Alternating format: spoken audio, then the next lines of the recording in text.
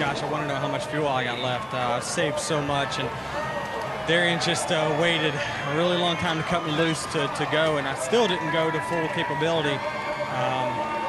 Man, it's hard to, we could have left a race win on the table here, but still a big picture. It's a good day for our FedEx Crown Toyota. How difficult is it to save fuel and try to save fuel in those final laps when you know the victory is just out ahead of you? That's impossible. I mean, it just goes against everything that we've ever learned as race car drivers.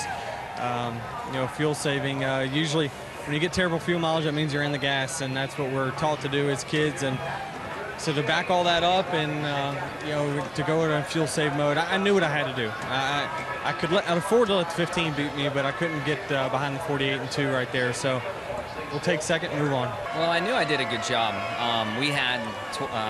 We started saving with double the distance, so I knew we were going to be fine, and we're just being really cautious and didn't want to go up there and chase the 11 and get ourselves in trouble. So we're getting a lot better at this fuel mileage racing. It's a tough thing to do. We've worked hard to get it right. We're still not the best car out there, but we're making it work week in and week out, and that's it's part of the game right now for whatever reason. So happy to have this Milo's car in third. Glad to gain on the 2 car, and we'll go to the next one. This thing's still wide open for anybody. It's like playing blackjack.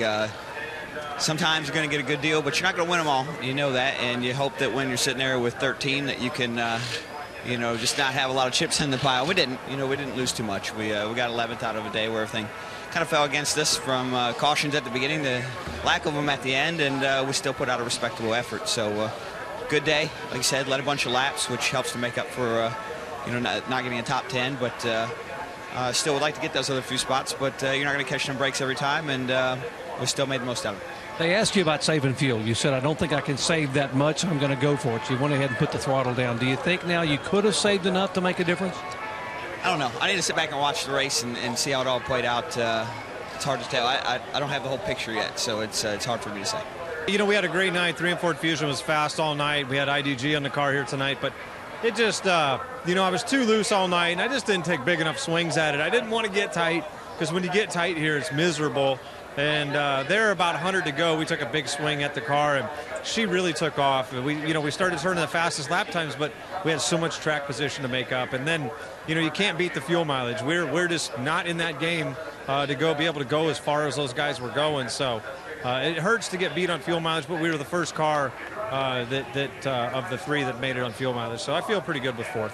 Darn fuel mileage played against us again, but it's good for the 11 and those guys. They come home P2, so Toyota won, so that's always cool, of course, and Boyer and those guys. But our M&M's Camry was fast. I mean, we had a really good race car, and I felt like we had a winning car, barring circumstances and how they played out. But just wasn't there for us there at the end, and with the strategy and everything. So can't say enough about all the guys, though. They fought hard. Yesterday we fought a lot of the problems that we fought tonight, but we had a better driving car tonight. Seemed like at least better than some other guys anyways, and we come home okay.